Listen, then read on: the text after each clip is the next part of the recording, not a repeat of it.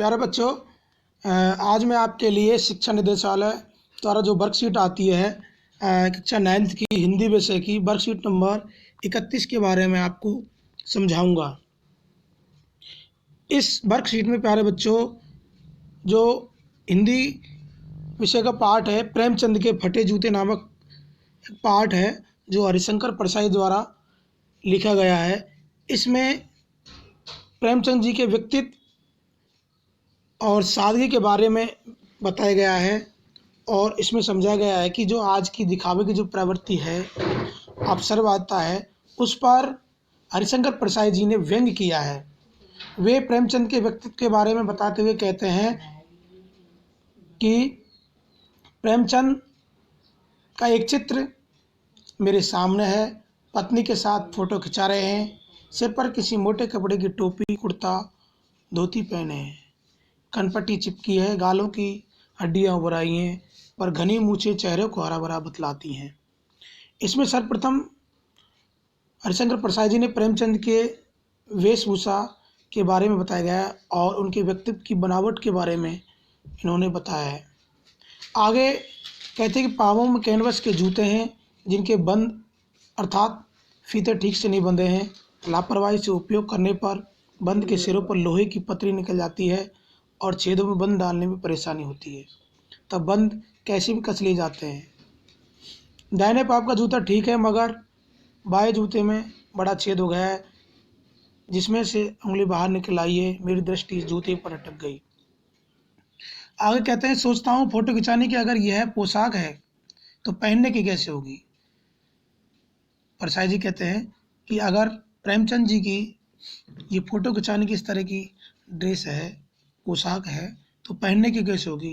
वो कहते हैं नहीं, इस आदमी मतलब प्रेमचंद की जो पोशाक है अलग अलग नहीं है। इसमें पोशाकें बदलने का गुण नहीं है, ये जैसा है वैसा ही फ़ोटो में खिंच जाता है।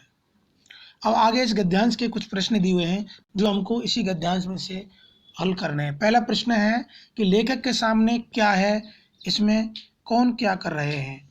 तो इसमें हम देखेंगे गद्यांश में कि पहली पंक्ति में कि लेखक के सामने प्रेमचंद जी का चित्र है और पत्नी के साथ फ़ोटो खिंचा रहे हैं। इस प्रकार पहले प्रश्न का यह उत्तर है। दूसरा है कि गद्यांश में प्रेमचंद किस वेशभूषा में दिखाई दे रहे हैं।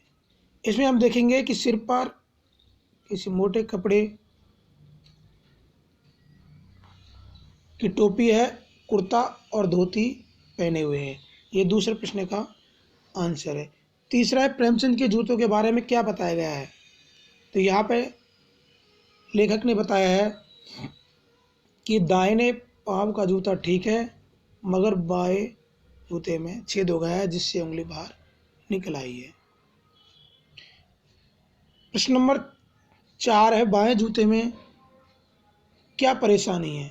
तो यहाँ पर हम देखेंगे गद्यांश में कि बाएं जूते में बड़ा छेद हो गया है जिससे उंगली बाहर निकल आई है।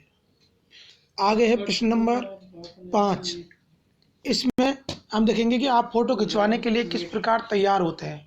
तो बच्चों ये अपने आधार पर देता है कि जब भी हम स्टूडियो में फ़ोटो खिंचवाने जाते हैं तो हम किस प्रकार तैयार होकर जाते हैं। जैसे साफ़ सुथरे कपड़े पहन के और प्रेस के कपड़े पहन के, बालों में कंघी वगैरह डाल के। तो ये प्रश्न 5वें है, इसका आंसर आप अपने तरीके से लिख सकते हैं।